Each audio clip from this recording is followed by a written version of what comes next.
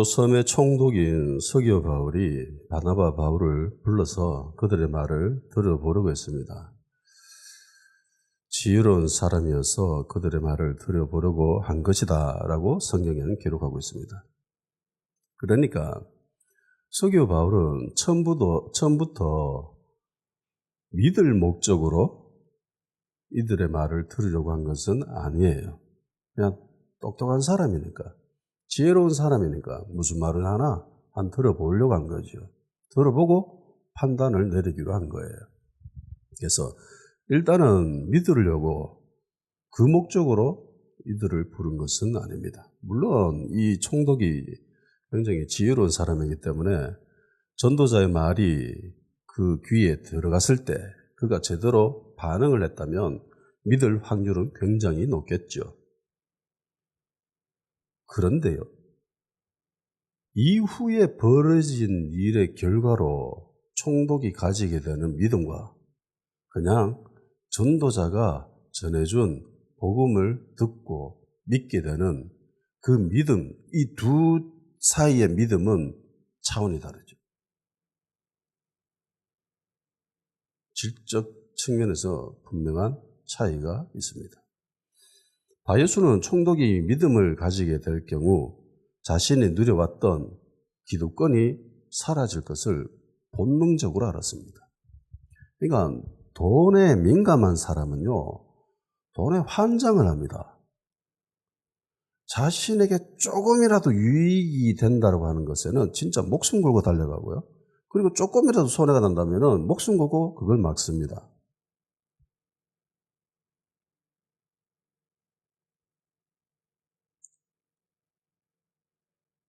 바예수는 거짓 선지자이기 때문에 이것에 대해서 너무나 잘 알고 있었습니다. 그래서 어떻게 해서든지 총독이 믿지 못하게끔 힘썼죠. 노력했습니다. 그 모습을 바울이 유심히 관찰합니다. 그리고 성령으로 충만해져서 주목하여 보고 한마디 하지요. 10절, 11절 이렇게 되어 있습니다. 이르되 모든 거짓과 악행이 가득한 자여 마귀의 자식이여 모든 의의 원수여 주의 바른 길을 굳게 하기를 거치지 아니하겠느냐. 보라 이제 주의 손이 내 위에 있으니 네가 맹인이 되어 얼마 동안 해를 보지 못하리라. 이렇게 되어 있습니다. 쉬운 역에는 이렇게 되어 있어요. 너 악마의 자식아, 너는 모든 정의의 원수다. 너는 악한 속임수와 죄악으로 가득 차 있다. 주님의 바른 길을 굳게 하는 것을 거치지 못하겠느냐. 이제 주님께서 손으로 너를 치실 텐데 그러면 네 눈이 멀어 얼마 동안 너는 햇빛조차 보지 못할 것이다. 라고 되어 있습니다. 자, 우리가 일단은 배경을 한번 삭제해 봅시다. 앞뒤에 전후 문맥의 이야기들을 삭제한 채로 이 10절, 11절 말만 딱 들어봐요. 너 악마의 자식아, 너는 모든 정의의 원수다. 너는 악한 속임수로 죄악으로 가득 차 있다. 주님의 바른 길을 굳게 하는 것을 거치지 못하겠느냐. 자, 요 문장이 어떤 자에게 해당된다라고 생각하십니까? 어떤 자가 이런 이야기를 들을 것이라고 보통 생각해요? 마귀의 자식이라고, 사단의 자식이라고 하니까. 이거는 분명히 마귀적인 사람이죠. 사단적인 사람입니다. 그러니까 흔히 이거 불신앙적인 사람이네. 이방인이네. 라고 생각할 겁니다. 그냥 이 문장으로만 보면 그렇죠. 하나님을 대적하고 그리고 죄악이 가득 차 있고 주님의 길을 굽게 만드는 것, 이런 일을 하고 있는 사람입니다. 마귀의 자식이라고 하지요. 그런데 이 말을 들은 사람은 이방인이 아니에요. 마귀적인 인물이 아닙니다. 악을 일삼는 사람이 아니었습니다. 당시 사람들로부터 존경을 받는 선지자였습니다. 거짓 선지자인 것은 바울만 알지요. 바울만 압니다. 그리고 성경을 읽는 우리가 알고요. 그렇지만 당시의 사람들은 그를 선지자로 알았습니다. 총독도 그 똑똑하고 지혜롭다라고 하는 그 총독조차도 이 사람을 선지자라고 생각했습니다. 그리고 조언을 구하는 사람으로 옆에 두고 있었다는 거예요. 근데 이 사람이 마귀의 아들이라고 하죠. 예수의 아들이 아니라 마귀의 아들이다. 10절에 이 내용만 들어보면 너무나 불신앙적이고 마귀적인 모습입니다. 그런데 정작 이 사람은요, 유대인이고요. 그리고 사람들로부터 존경을 받는 선지자였습니다. 바울만이 정체를 알았죠. 본질을 꿰뚫어 닿았던 겁니다. 모든 사람은 바예수를 선지자로 알고 있었는데 바울은 어떻게 이 사람이 거짓 선지자인 걸 알았을까요? 우선 기본적으로 예수 그리스도를 부정하는 자는 가짜입니다. 거짓 선지자죠. 그러면 예수 그리스도를 인정하는 사람이면 모두 다 참 선지자인가요? 이게 간단하지가 않아요. 마태복음 7장 15절 16절 거짓 선지자들을 삼가라. 양의 옷을 입고 너에게 나오나 속에는 노력하는 일이라. 그들의 열매로 그들을 알지는 가시나무에서 포도를 또는 연근개에서 무화과를 따겠느냐. 지난주에도 소개했지요. 열매로 거짓 선지자를 파악할 수 있다. 그러니까 열매라고 하는 것은 시간이 걸리죠. 어떤 열매가 달리는지 그 열매가 열렸을 때에 그 모습을 보기까지는 오랜 시간이 걸려요.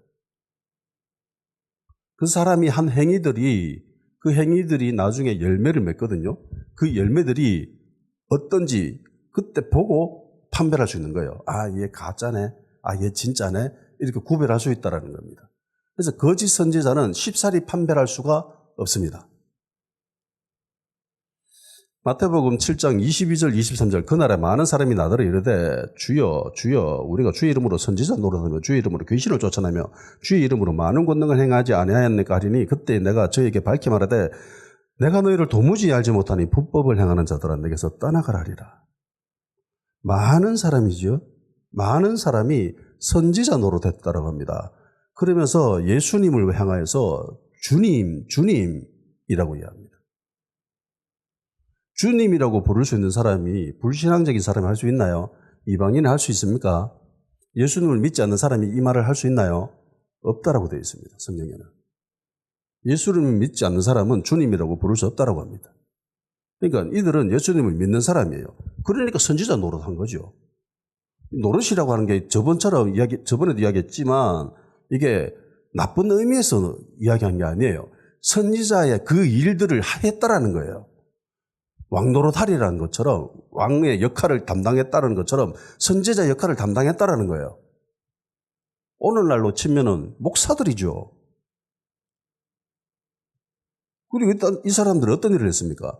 주님의 이름으로 귀신을 내쫓아왔답니다. 마귀의 이름으로 귀신을 내쫓은 게 아니라 뭐 부처 이름으로 뭐 알라 이름으로 한 게 아니라 예수님의 이름으로 귀신을 내쫓았답니다. 목사들 중에서 귀신을 내쫓을 수 있는 사람이 많으나 그렇게 많지는 않습니다. 솔직히. 오히려 꼼짝 못하는 사람들도 있고요. 억눌리는 사람들도 있고요. 근데 이 사람들은요, 귀신을 쫓아내는 사람입니다. 주님의 이름으로. 그리고 주님의 이름으로 많은 권능을 행했습니다. 수많은 병자들을 치유했겠지요.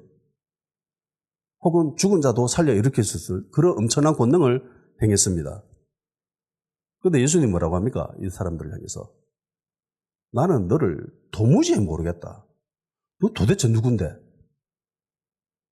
이 사람은 예수님을 철저히 알고 있어요. 주님이라고 하고요. 그리고 선지자 역할도 했고요. 예수님으로 귀신도 쫓아내고 수많은 권능을 행했습니다. 많은 사람들에게. 대형 집회를 열어가지고 정말 많은 사람들이 소위 말하는 성령으로 충만받게 하고 그리고 귀신 쫓아내고 그리고 병도 치유하고 그런 일을 했습니다. 안전뱅이도 일어나고 막. 근데 예수님이 이들을 향해서 난 너 도저히 모르겠다. 도대체 모르겠다. 너희도 도대체 누군데? 왜 나를 아는 척 하는데? 그러면서 하시는 말씀이죠. 불법을 행했다. 불법을 행했다. 불법을 저질렀대요. 법을 지킨 것이 아니라 법을 어겼답니다. 그러면 나한테 떠나가라고 얘기하죠. 마태복음 23장 3절 예수께서 감난산 위에 앉으셨을 때에 제자들이 조용히 와서 이르되 우리에게 이르소서 어느 때 이런 일이 일어나겠으며 또 주의 임하심과 세상 것들은 무슨 징조가 있사오리까. 마지막 때에 일어날 일에 대해서 제자들이 묻지요. 11절 12절 거짓 선지자가 많이 일어나 많은 사람을 미혹하겠으며 불법이 성함으로 많은 사람의 사랑이 식어지리라. 똑같지요? 앞에 7장과 거짓 선지자가 많이 일어납니다. 그리고 많은 사람들을 미혹시킨답니다. 속인다라는 거죠. 그리고 또 공통점이 나오죠. 불법을 일으킨답니다. 불법이 많아져가지고 보세요. 법이 지켜지지 않으면 사회가 어떻게 됩니까? 지멋대로 하죠. 그죠? 소위 세상 사람들이 이야기는 지 꼴리는 대로 하는 거예요. 그럼 어떻게 돼요? 세상이, 사회가? 개판이 됩니다. 법이 사라지니까. 그러면 자연스럽게 사랑이 사라집니다. 사랑이라고 하는 건요, 반드시 법의 테두리 안에서 이루어지고 형성되어지고 커져가는 거예요. 예수님과 우리와의 관계도 마찬가지입니다. 예수님과 우리의 관계에서 이 법의 테두리를 벗어나서 예수님을 사랑할 수 있나요? 없지요. 성경이 말하고 있는 그 법의 테두리 안에서 우리는 사랑할 수 있습니다. 예수님을. 그런데 이들은 불법을 많이 일으킵니다. 그리고 사랑이 식어집니다. 24절 거짓 그리스도들과 거짓 선지자들이 일어나 큰 표적과 기사를 보여 할 수만 있으면 택하신 자들도 미혹하리라. 그러니까 거짓 그리스도들과 거짓 선지자가 일어난답니다. 그래서 많은 사람들을 속인대요. 마지막 때 일어나는 일입니다. 거짓 그리스도들은 우리가 분명히 알 수 있습니다. 무조건 다 가짜입니다. 지가 그리스도라고 이야기하는 인간이 있다면 그거 다 전부 가짜입니다. 확실히 알 수 있죠. 대한민국에 있는 수많은 그리스도들이 있습니다. 이거 다 가짜예요. 근데 거짓 선지자는 구분하기가 쉽지 않아요. 쉽지 않습니다. 주님이 말씀하신 기준이 있죠. 열매를 보고 알 수 있다. 열매를 보면 된다라고 말씀하셨습니다. 그리고 또 하나는 수많은 사람이 미혹된다라고 말씀하셨습니다. 그러니까 거짓 선지자가 하는 주된 방법이 미혹이죠. 속이는 겁니다. 사기친다라는 거죠. 거짓말한다는 거죠. 위조하고 위장하고 조장하고 꾸며내고 뭐 이런 일을 한다는 거예요. 없는 이야기들을 막 만들어내가지고 그렇게 한다는 겁니다.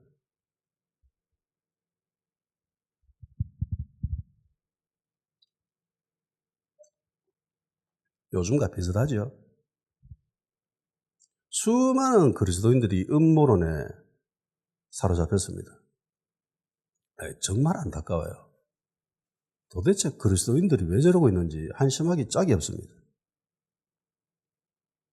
음모론은 음모일 뿐입니다. 밝히 드러난 건데 그걸 왜 음모론에 사로잡혀서 그렇게 미혹이 되는지. 이들은 예수 이름으로 귀신도 쫓아내고요, 많은 권능을 행했습니다. 대형교회 목사였고 대형 집회를 이끌어가고 그런 사람들이겠죠. 그래서 많은 사람들이 미혹될 수 있습니다. 속임당할 수 있습니다. 정신 차려야 되죠. 그런데 이들이 하는 일, 불법적인 일을 한다죠. 불법적인. 합법적인 일이 아니라 불법적인 일을 합니다. 그 결과 사랑이 식어지고 그래야 되는 거죠. 이런 열매를 맺는 거예요. 이런 걸로 알 수 있는 겁니다. 유명하다는 선교단체, 기도 좀 한다라는 그런 단체들, 교회들, 사역의 열매가 아니에요. 조심해야 됩니다. 사역의 열매가 아닙니다. 몇 명이 예수님 믿었노? 너희 교회 건축을 얼마나 크게 했노? 이런 게 아니에요. 너희 교회 부흥했느냐 안 했느냐 이게 아닙니다. 행실의 열매입니다. 행위의 열매예요. 이게 굉장히 중요합니다. 사역적으로 아무리 훌륭한 열매를 맺는다 할지라도 세상에서 불법적인 일을 한다면 그는 거짓 선지자의 확률이 매우 높습니다. 아무리 유명하고 대단한 사람이라도 그렇습니다. 엄청난 권능과 기름 부음을 가지고 사역을 하고 수많은 사람들에게 기적을 일으켰다 할지라도 불법을 행하고 있다면 거짓 선지자일 확률이 매우 높아요. 행실의 열매입니다. 그 일로 말미암아 사람들이 사랑이 생겨나는가, 사랑이 식어지는가, 그거 보면 알아요. 바울은 바 예수가 거짓 선지자인 걸 알았죠. 행실로, 열매로 그를 알아봤을까요? 그러기에는 시간이 너무 짧아요. 물론 알 수는 있지만. 그리고 이 사람이 예수를 대적했을까요? 드러내놓고. 9절에는 이렇게 되어 있습니다. 바울이라고 하는 사울이 성령이 충만하여 그를 주목하고 라고 되어 있습니다. 두 가지 조건이 나오죠. 성령으로 충만해졌습니다. 그리고 그 사람을 주목했습니다. 성령으로 충만해진 것이 첫 번째 조건입니다. 말씀으로 충만해져야 되죠. 주님의 말씀으로 충만해져야 되고 주님의 마음으로 충만해져야 되고 주님의 시선으로 그를 바라볼 수 있어야 됩니다. 나 안에 그리스도 영으로 충만해져야 됩니다. 많은 사람들이 착각하는 것이 성령으로 충만해진다는 것을 그저 박수 크게 치면서 찬양 크게 부르면서 그렇게 뜨겁게 기도하는 것이 성령 충만이라고 하는데 그거 절대로 아닙니다. 그거 성령 충만 아니에요. 하나님이 오실 때 나타나는 한 가지 현상일 그 뿐입니다. 그 현상은 일어날 수도 있고 일어나지 않을 수도 있어요. 그걸로 성령 충만을 판가름한다는 것은 그건 정말 이상한 짓입니다. 엘리야의 모습을 알 수 있잖아요. 하나님의 산에서. 그 모든 것이 다 지나가고 뒤에 세미한 음성이 그게 진짜거든. 근데 사람들은 그까지 안 가요. 그냥 앞에 불맛 보고 막 좋아가지고 환장하고 거기서 끝쳐버립니다. 그거 성령 충만 아닙니다. 그리고 성령 충만 받았다고 해서 성경적인 가치관으로 변화됐다는 거하고는 또 다른 문제입니다. 완전히 다른 문제예요. 일단 세상적인 기준으로 바라봐서는 안 되죠. 그렇기 때문에 하나님의 기준으로 보기 위해서는 하나님의 말씀이 자기 안에 있어야 되고 하나님의 영이 있어야 되고 주님의 마음, 주님의 시선을 가져야 됩니다. 그게 성령으로 충만해진다는 거죠. 내 안에 나의 관점이 아니라 예수님의 관점으로 세상을 바라볼 수 있는 시각, 시선, 그런 생각들, 그게 성령으로 충만해진다는 거예요. 예수님이라면 이걸 어떻게 바라보실까? 이 사건을 어떻게 바라보실까? 오직 하나님만이 선과 악을 구분짓는 절대적인 기준이죠. 그 누구도 선과 악을 판별할 수 없습니다. 하와가 그거 하려고 선악과를 따먹었잖아요. 너 하나님처럼 된다. 하나님처럼 된다라는 것이 판단하는 거예요. 내가 판단해 줄게. 내가 결정해 줄게. 너는 내 결정한 대로 따라와. 이게 하나님 하시는 일이거든요. 근데 이 일부 몰지각한 목사들이 그 짓을 합니다. 내가 결정해 줄게. 저거 마귀들이야. 저 사탄들이야. 그러면 사람들 데리고 끌고 갑니다. 수많은 사람들이 미혹돼서 그 끌려가요.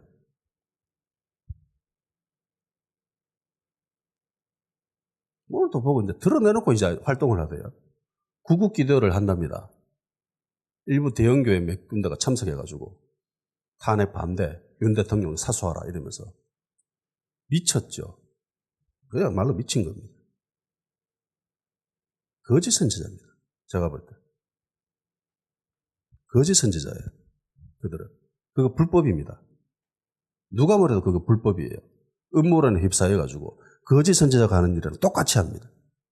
거짓 선지자가 늘 꾸며내잖아, 말들을. 그러면 안 돼요. 바울이요, 바예수를 주목해서 봤습니다. 성령으로 충만해졌죠. 그리고 주목해서 봤답니다. 이 주목하다라는 것은 집중하여 관찰했다는 거예요. 이거 수사관이 수사할 때, 조사할 때 그때 쓰는 단어입니다. 그러니까 정말 예민하게 주의 깊게 그 사람을 관찰하고 조사했다라는 거예요. 그래서 본질을 깨뜨려 본 거죠. 저거 가짜네. 드러내놓고 예수님을 대적했다면은, 복음을 부정했다면은, 바울이 주목하여 보지 않았어요. 주목할 필요 없죠. 대놓고 예수님을 부정하고 있으니까. 근데 거짓 선지자들은 이렇게 절대로 활동 안 합니다. 미혹시켜야 되니까. 미혹시켜야 되잖아요. 속여야 되잖아요. 속여야 되니까 진짜 있는 말 없는 말 다 꾸며내가지고 그럴듯하게 들리게 만들어요. 요즘으로 좀 음모론.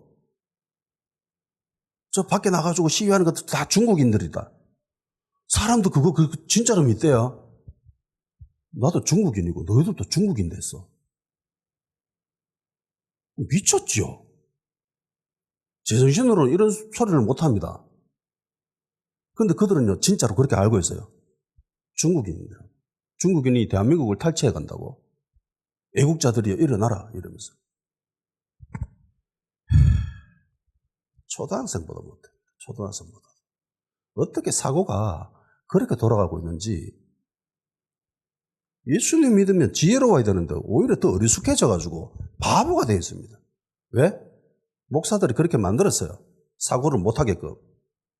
일제시대 때 식민지 정책이 우민하잖아요. 어리석게 만드는 겁니다. 똑같이 해요. 거짓 선지자들도. 야, 너가 생각하지 마라. 너 말씀 보고 그렇게 하지 말고 내가 가르쳐 줄게. 내가 결정해 줄게. 너희도 내 따라오면 돼. 내가 볼 때 저거 마귀들이야. 저 공산당이야. 저 빨갱이들이야. 그걸 믿는 사람이 많아요. 특히 교회 사람들이 많아요. 특히 기도 좀 한다라는 사람들이 많아요.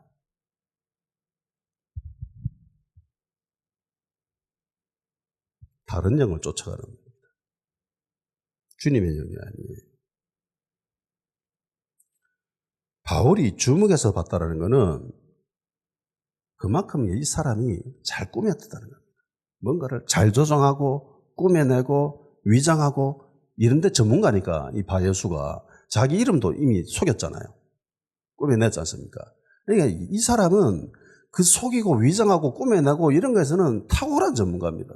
찐 사기꾼이에요. 전문 사기꾼입니다. 그래서 주의 깊게 바라보지 않으면 이 정체를 파악할 수 없었던 거죠. 그래서 주목하여 봤다는 거예요.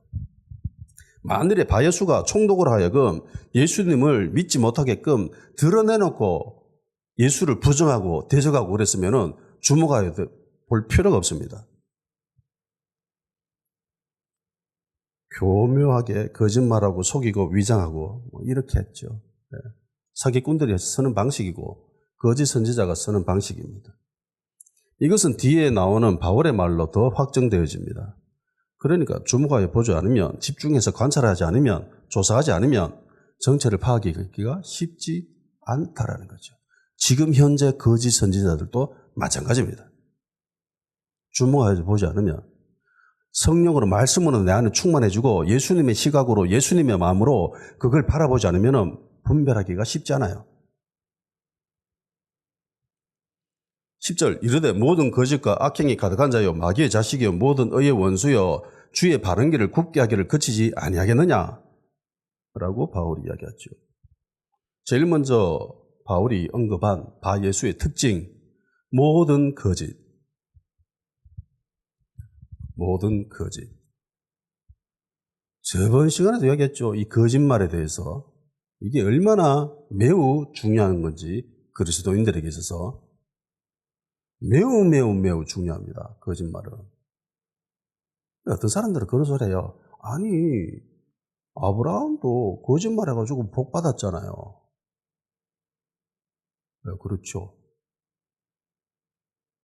일종의 거짓말이죠. 속이기 위해서 한 말이기 때문에 그것도 일종의 거짓말입니다. 네, 복 받았죠. 야곱도 그랬죠. 아버지 속였죠. 그래서 복 받았죠. 야곱도 거짓말해서 복 받았지 않습니까?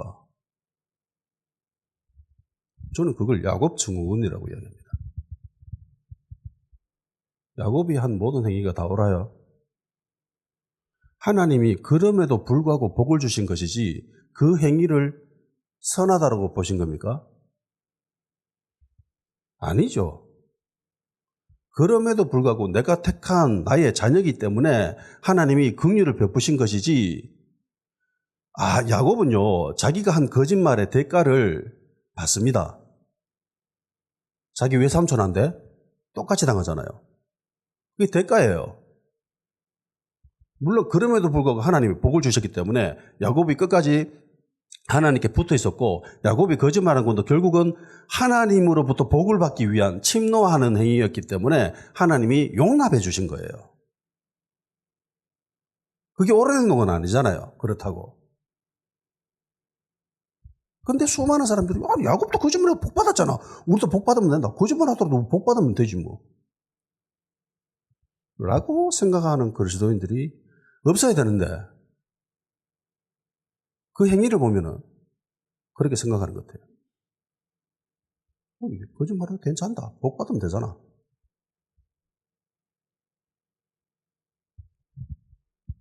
원어로는 돌로스입니다. 거짓, 교묘한 방법, 속임수, 간사함, 기만, 위조, 이런 말이에요. 그 다음에 악행이 가득한 자라고 되어 있지요. 요건 사악함, 사기, 요걸 말합니다. 돈을 얻기 위한 목적으로, 돈을 얻으려면 보통 땀 흘려 일해야 되잖아요. 정당한 방법을 해야 되잖아요. 그런데 돈을 얻기 위한 목적으로 쉬운 방법, 가벼운 행동으로 돈을 얻으려고 하는 그런 사람들을 향해서 이 단어를 사용합니다.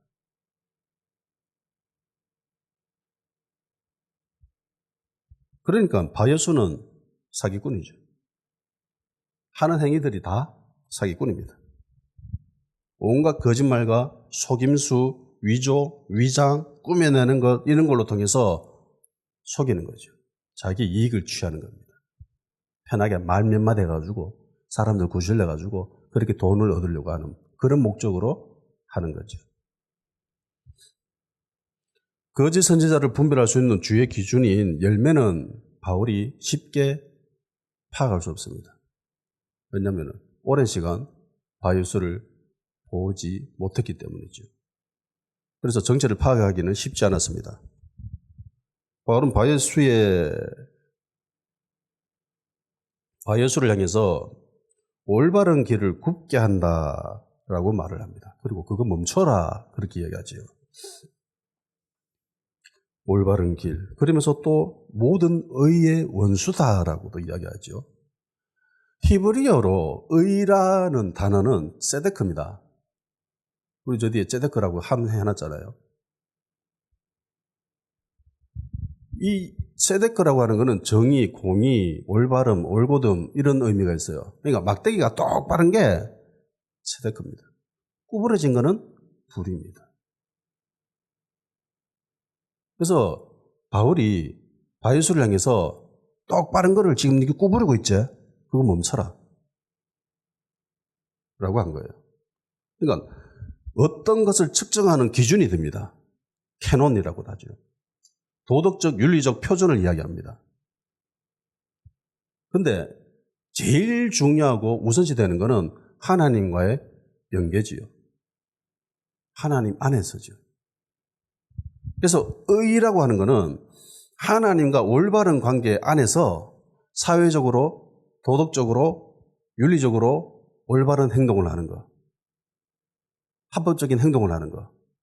그것을 뛰어넘어 가난하고 힘없고 약한 자들을 도와주는 행위까지 포함한 것이 의입니다. 그런데 이 의라고 하는 이 단어가, 이 개념이 신약으로 넘어오면서 이게 너무 칭의가 주장하면서 사람들이 곡해를 합니다. 의라고 하는 거는 하나님을, 예수님을 믿는 거. 이신칭이라고 하잖아요. 예수님을 믿음으로 의롭다고 해주는 거. 물론 맞습니다. 왜냐하면은 우리가 하나님 안에서, 하나님 관계 안에서, 하나님 안에서 세상에서 아무리 선하고 착한 일을 하고 사람들을 도와준다 하더라도 그걸 100% 율법이 요구한 것을 충족해 줄 수 있나요, 없나요? 우리가.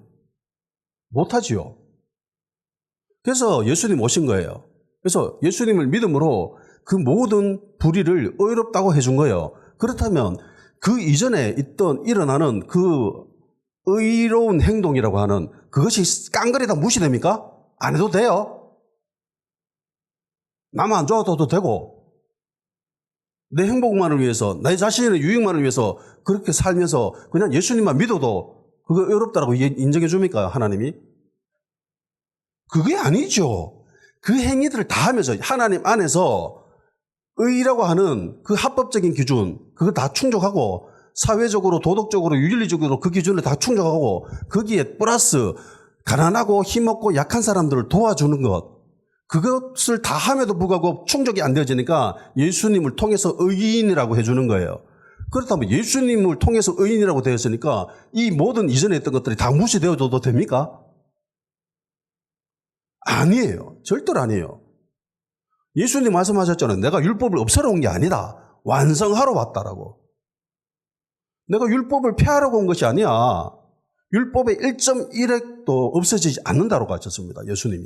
예수님의 말씀이에요.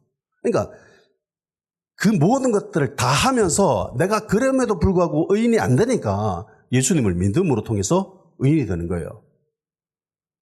아멘? 근데 이걸 잘못 착각하고 이 모든 행위들은 다 부정해버리고 지멋대로 개판으로 살면서 예수님만 믿으면 나는 의인이다. 그렇게 생각하는 인간들이 있습니다. 초대교회도 있었어요. 그래서 야고보가 이야기한 거예요. 야, 행동하지 않는 믿음이 그게 무슨 믿음인데? 그거 죽은 거다. 아무짝에도 쓸모없는 거다. 냄새만 난다.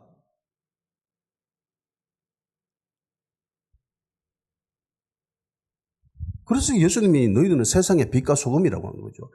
빛과 소금의 역할을 감당하지 못하면은 버림받아가지고 사람들한테 발피뿐이다, 냄새난다 그렇게 얘기하신 거잖아요. 이 의에 대해서 너무 모릅니다, 사람들. 정의, 공의에 대해서. 밖에 나가서 깃발 두고 있는 교회들 정의와 공의에 대해서는 전혀 관심이 없습니다. 오로지 교회에 유익이 있나 없나, 우리가 전도하는데 불편함이 있나 없나, 이것이 유일한 기준이에요. 그래서 제가 저번에도 이야기한 거예요. 교회의 유익이 하나님 나라의 유익이 되나 안 되나? 안 될 수 있다라는 겁니다. 신사참배 가지고 교회에 유익이 있었지요. 그런데 하나님 나라에 그건 무슨 상관입니까? 6.25가 터지고 난 뒤에 얼마 안 있어 제주 4.3 사건이라는 게 벌어졌지요. 수많은 민간인들이 죽임당했습니다. 빨갱이라고 죽임당했습니다. 누구한테요? 서울의 모 대형교회 청년들로부터. 서북청년단이라는 걸 조직해가지고 그들이 앞장서가지고 다 죽였습니다. 빨갱이들이라고. 위장하고 조장질하고 꾸며낸 그 이야기에 음모론에 빠져가 사람들, 멀쩡한 사람들 다 죽여버렸어요. 그래서 그걸 피해가지고 도망친 사람들이, 일본으로 도망친 사람들이 많아요. 그래서 일본 제일교포 중에는 제주 출신들이 많습니다. 그때 너무 많이 죽어가지고 그거 도망친다고. 그들이 왜 그렇게 하는지 아세요? 북쪽에서 잘 먹고 잘 사고 있는데 공산들이 와가지고 자기 거 다 빼들어 가봤거든. 놀아가지고 빈털 털인 거야. 너무나 억울하고 괘씸하고. 그런데 제주도에 빨갱이들이 있대. 그걸 거기에다 다 쏟아부은 거예요. 미쳤습니다. 그야말로 미친.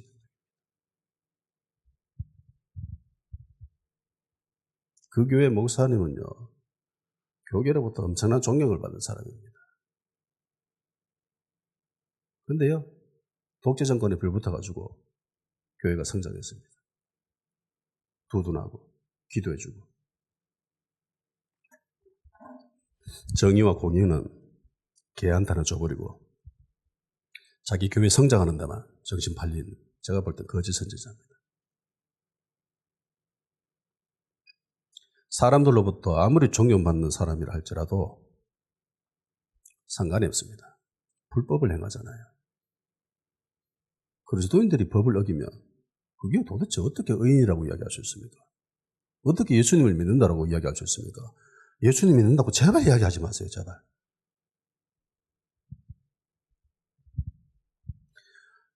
사회에서, 세상에서 법을 지키면서 그럼으로 통해서 학대당하고 박해당하고 순교당하는 게 그게 그리스도인들의 모습이에요. 죽으면 죽으리다. 그게 그리스도인들이 가져야 될 태도입니다.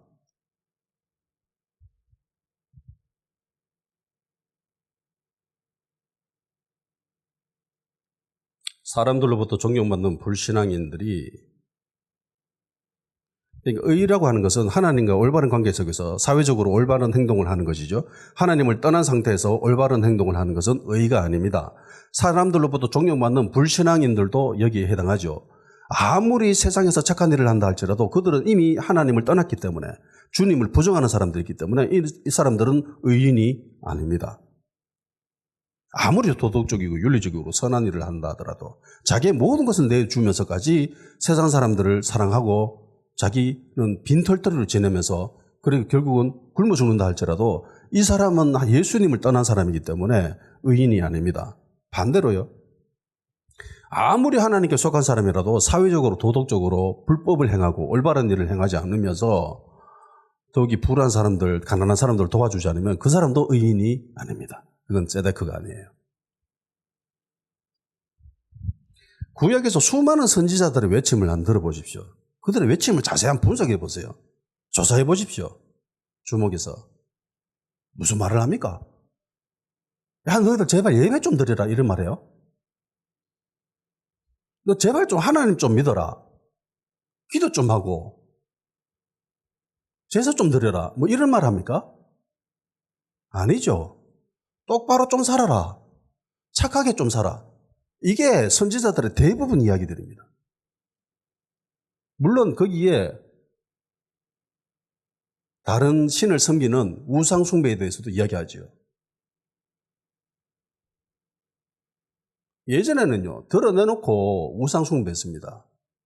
그런데 요즘은 드러내놓고 우상 숭배하는 그리스도인들은 많지 않아요. 그런데 은밀하게 우상 숭배하는 인간들은 참 많습니다. 만몬신을 섬기는, 자신의 이익을 섬기는. 거짓 선지자는 결국은 무엇을 섬기는 자입니까? 자기 이익을 섬기는 자입니다. 자기 유익을 섬기는 자예요. 바리새인들이 예수님으로부터 왜 책망 들었습니까? 화 있을진저 외시가는 서기관과 바리새인들이요, 왜 그런 말을 들었습니까? 돈을 사랑했기 때문이죠. 돈을 사랑하는 그리스도인들 얼마나 많아요? 돈을 사랑하는 교회와 목사들 얼마나 많습니까? 알량한 자기 목숨 때문에 진리를 제대로 선포하지 못하고 교인들이 듣고 싶은 그런 말들만 골라해주는 그런 교회, 그런 목사들 얼마나 많습니까? 제가 개척교회 하면서 제일 좋은 건 점은요, 진리를 마음껏 선포할 수 있다는 거예요. 누구의 눈치도 보지 않냐고. 예전에도 뭐 눈치 보면서 이야기했습니다. 근데 다 싫어하더라고. 몇몇 사람들 빼고. 구약의 선지자들의 외침이 다 정의와 공의에 관한 것들입니다. 소선지서에 대한 그 대부분 이야기들은요, 정의와 공의입니다. 결국은 유다는 망하잖아요. 남유다가 망한 이유가 뭡니까? 제사를 안 드렸어요? 예배를 안 드렸습니까? 기도를 안 했어요? 많았지요. 헌금도 정말 많이 했습니다. 이사야 1장의 모습을 안 보세요. 그 유다의 모습입니다. 얼마나 신앙적인 모습입니까? 그런데 하나님이 좋아하세요? 싫어하죠. 싫어하십니다. 왜요? 정의가 없기 때문에. 이사야서에 흐르는 정말 큰 물줄기는 정의와 공의입니다. 정의와 공의예요. 이새의 줄기에서 난 그 정의와 공의, 예수 그리스도, 나사렛. 그러니까 두 가지 모두가 충족이 돼야 되죠. 하나님 안에 있어야 되고요. 그리고 의로운 행동을 해야 됩니다. 사회적, 도덕적, 윤리적 기준을 충족해야 되고, 더더구나 합법적인 행동을 해야 됩니다. 합법적인 행동. 불법을 저질러서는 안 돼요. 윤리적 기준이라고 이야기하는 것은 구약에서 하나님을 표현할 때에 그런 것을 사용하죠. 나는 나그네와 고아와 과부의 고아와 과부와 나그네의 하나님이다 라는 말씀을 하셨습니다. 그러니까 그들을 도와주는 일을 하라는 거예요. 하나님의 그런 속성을 이해할 수 있어야 된다는 겁니다. 이사야 1장 15절 17절 다시 한번 볼게요. 두 손 모아 아무리 빌어보아라. 이거 공동 번역입니다.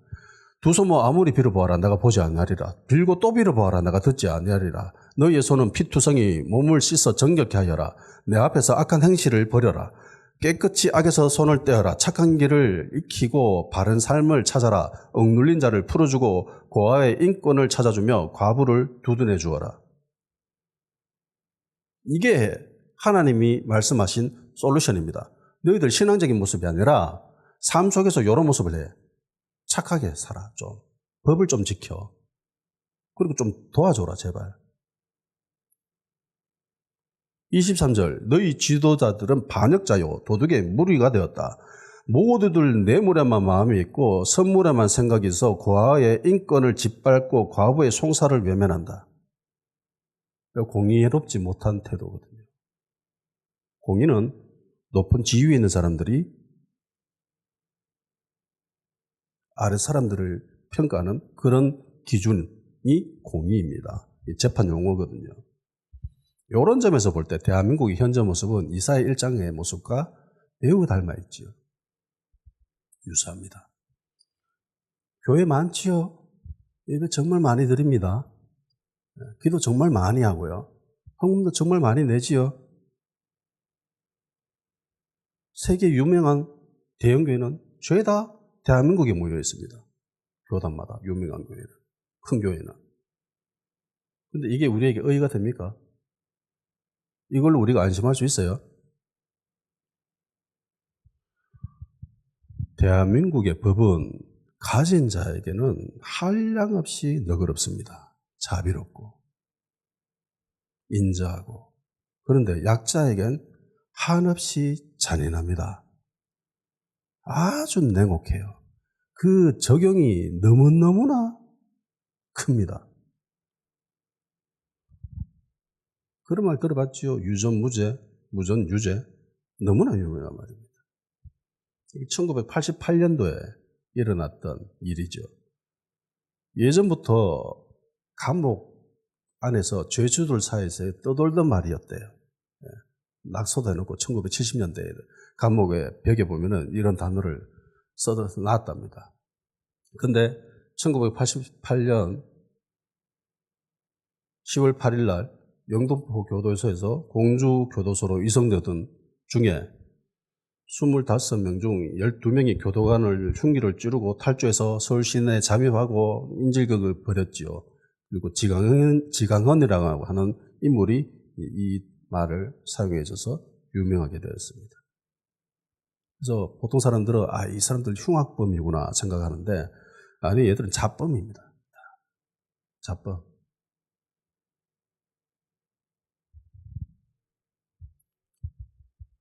사회보호법에 의해서 보호감호 때문에 징역을 마치고 보호감호를 또 받아야 됐답니다. 그래서 지강헌은 560만 원을 절도했대요.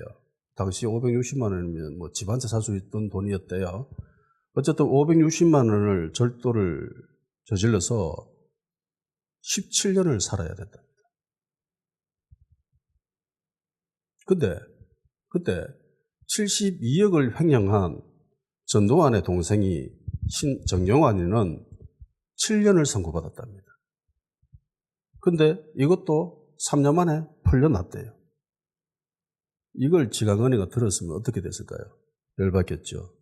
그래서 불만을 가지고 탈주했습니다. 그리고 인직을 버리면서 이 단어를 사용했죠. 40년이 다 돼갑니다. 아직 여전히 우리나라는 이 패턴에서 크게 벗어나지는 못한 것 같습니다. 법의 적용이 매우 차별적이에요. 법 앞에 만민 평등이라고 글에는 적혀 있는데 적용이 안 되집니다. 버스 요금 800원 횡령했다고 기사를 해고했습니다. 그걸 정당하다고 판사가 판결했습니다. 그리고 그 판사가 교장이 수억을 횡령했는데 죄가 안 된다라고 무죄를 선고했습니다. 공의가 아니죠. 공의가 아닙니다.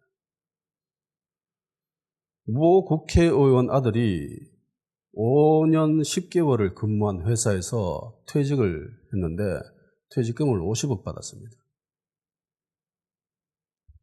근데 무죄로 판명됐습니다. 죄가 없다, 대가가 없다라고 판결을 내렸습니다. 판사가. 50억 퇴직금을 받으려면 대기업 경영인이 되어야 됩니다. 삼성전자, LG전자 최고급 경영진이라야 50억 정도의 퇴직금을 받을 수 있답니다. 그럼 이 사람의 직급은 어떨까요? 대리입니다. 대리인데 5년 10개월하고 퇴직금 50억 받았습니다. 누가 보더라도 대가성이죠. 근데 무죄로 판결했습니다. 이와 비슷한 유의 이야기들은 수도 없습니다. 지금도 그렇잖아요. 반헌법적인 일을 저지르는데도 불구하고 모든 국민들이 그 현장을 실시간으로 봤음에도 불구하고 일부 교회 목사들은, 성도들은 거기에 동조합니다. 그 불법을 두둔합니다. 그리고 그걸 지키자고 모여가 기도회를 열고 있습니다. 교회가 그러면 안 되지요. 적법적인 절차로 체포영장이 발부됐는데 그걸 또 거부합니다. 그거 그래서는 안 된다라고 또 교회가 또 나섭니다. 일부 목사가 또 나섭니다. 그 목사라고 하는 거는 하나님 나한테 까보면 혼나? 나한테 죽어? 그런 말을 하는 인간입니다. 목사가 아니지요. 목사가 아닙니다.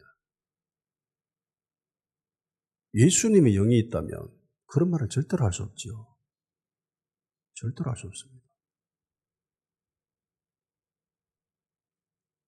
거짓 선지자입니다. 거짓 선지자. 하나님은 억눌린 자를 풀어주라고 하셨습니다. 고아와 인권을 찾아주고 과부를 두둔해줘라. 과부들 좀 도와줘라. 너희들이 변해줘라. 근데 대한민국의 사법 시스템은 정반대로 가지요. 있는 자에게는 한량없이 관대하고 없는 자에게는 한량없이 냉정합니다. 힘없고 가난한 자들을 학대하고 돈 있고 권력 있는 자들이 한없이 관대합니다. 이게 대한민국 사법계의 현실이에요. 그러니까 정의와 공의는 무너졌어요. 제가 볼 때 대한민국은. 만일 이 상태를 벗어나지 못한다면은 이게 예수가 얘기하잖아요. 성벽이 무너졌다. 그 성벽 무너진 데 막아서는 사람이 있어야 된다. 안 그러면 내 진노가 그 성을 덮칠 것이다. 그렇게 말씀하셨어요. 만일에 이걸 깨닫고 성벽 무너진 데를 막아서고 있지 않는다면은 하나님의 진노가 임합니다. 하나님의 진노가 뭘까요? 전쟁입니다. 그러니까 정의와 공의가 무너지면 하나님의 진노가 임합니다. 이거를 이스라엘은 몸으로 깨달았어요. 역사로 깨달았습니다. 남유다가 왜 멸망했는가? 성경을 면밀히 조사하고 주목해서 살펴본 결과, 그들이 내린 결과, 정의가 무너져서 우리가 멸망했다. 그들의 역사의 기록, 흔적이, 열매가 그걸 나타내줘요. 그래서 ጼ데크라고 하는 함을 거리 곳곳마다 이렇게 걸어 놓은 거예요. 불의 도끼함입니다. 우리말로 표현하면. 그게 자기들은 정의라고 느끼는 거예요. 몸으로 깨달은 겁니다.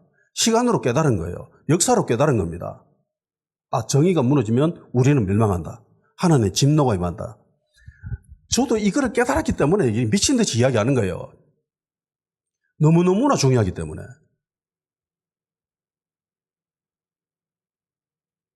하나님의 진노가 임하는 거예요. 그래서 성벽 무너진 데를 막아서는 그 사람이 있어야 됩니다. 의의 나무가 있어야 돼요. 남유다가 무너진 정확한 이유가 바로 이거죠. 정의란 하나님께 속한 자가 사회적으로, 윤리적으로 이 땅에 가난하고 약한 자를 있는 힘을 다해서 도와주는 것. 그리고 합법적인 일을 하면서. 보살펴주는 거. 그겁니다. 예. 근데 바예수는 자기 이익에만 관심이 있었죠. 거기에 목적이 있습니다. 바예수는 사람들이 예수님을 믿어가지고 뭐 자유하게 되는 거, 뭐 그게 전혀 관심이 없지요. 예.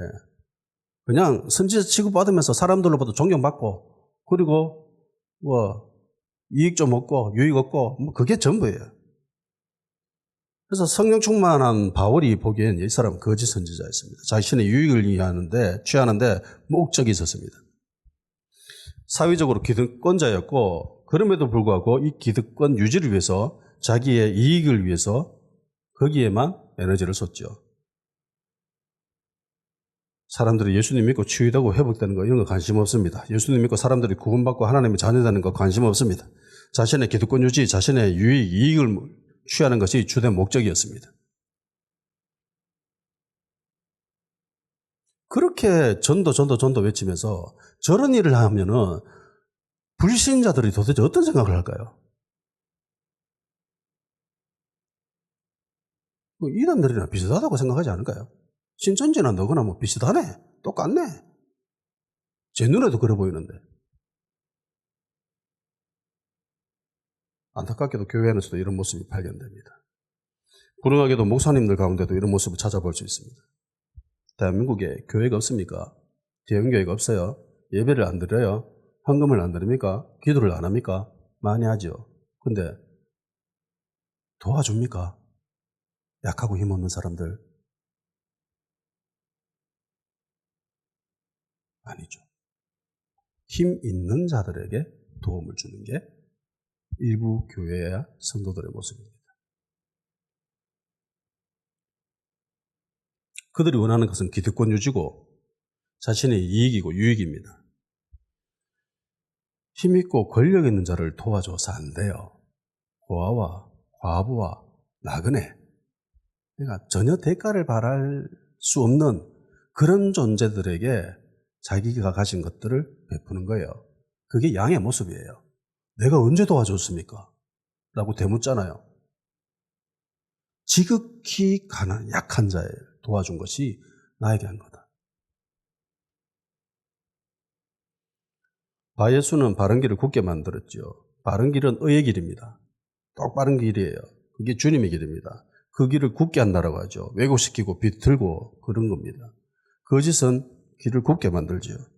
바울은 성령으로 충만해서 그를 봤습니다. 주목했습니다. 그래서 정체가 무엇인지 알았죠. 그리고 그에게 선포합니다. 말씀을. 그리고 그는 맹인이 되지요. 바예수는 이때까지 자기가 사람들을 인도하는 역할을 하고 있었다고 생각했습니다. 선지자니까 당연하죠. 근데 그는 정작 맹인이었습니다. 아무것도 보지 못하는 사람이었습니다. 진리 앞에서 그는 어둠일 뿐이었어요. 사람들을 인도해주는 자가 아니라 오히려 사람들의 도움을 받아 인도함을 받아야 살아갈 수 있는 그런 존재로 전락해버립니다. 빛이 드러나면은 다 정체가 드러납니다. 그리고 이것을 다 목격한 서기오 바울이 예수님을 믿게 되죠. 그리고 놀라워합니다. 너무나 분명하고 확실한 증거를 보기 때문에 안 믿을 수가 없었던 거예요. 서도에서도 이야기했죠. 믿기 위해서 그들을 불러서 들으려고 한 게 아니에요. 그냥 지혜롭기 때문에 무슨 말을 하는지 한번 들어보려고 한 거예요. 일단은 먼저 들어보려고 했습니다. 그런데 뜻하지 않게 바예수가 자기의 이익을 취하려고 막 애쓰는 과정에서 이런 사건이 벌어지고, 그리고 그 결과 서기오 바울은 안 믿을 수가 없었게 됩니다. 그리고 이 사람이 가지게 된 그 믿음의 질적 수준은 굉장히 고차원적인 수준이 될 수밖에 없죠. 살아계신 하나님의 역사하심을 몸으로 체험했기 때문에. 마귀는 절대적으로 막으려 했습니다. 그런데 결국 하나님이 승리하셨어요. 주님의 방법은 참 기이합니다. 주님이 이 땅에 일하실 것을 기대합니다. 미처 우리가 생각하지 못하고 기대하지 못했던 그런 방식으로 하나님은 일하실 것입니다. 그리고 우리는 믿음을 가지고 이 땅에 정의와 공의가 회복될 수 있게끔 기도해야 됩니다. 정의와 공의입니다. 선동질하는 자들에게 현혹되지 마십시오. 음모론에 빠지지 마십시오. 어리석은 자들이 당하는 거예요. 기도하도록 시간 가지도록 합시다. 거짓 선지자들을 분별할 수 있도록 하여 주시옵소서. 그래서 그들의 열매를 보게 하시고 사역의 열매가 아니라 행동의 열매들을 볼 수 있게 하시고 도덕적이고 윤리적인 기준, 합법적인 행동을 할 수 있고 그 기준으로 바라볼 수 있는 그런 시야를 가지게 하시고 어떤 거짓도 용납하지 않게 하시고 이 땅에 정의와 공의가 회복되게 하시며 하나님의 자녀들이 정의와 공의로운 행동을 할 수 있게 하여 주시옵소서. 도와주는 약한 자, 힘없는 자, 지극히 가난한 자에게 하나님의 것을 나눠줄 수 있는 멋진 모습을 주십시오.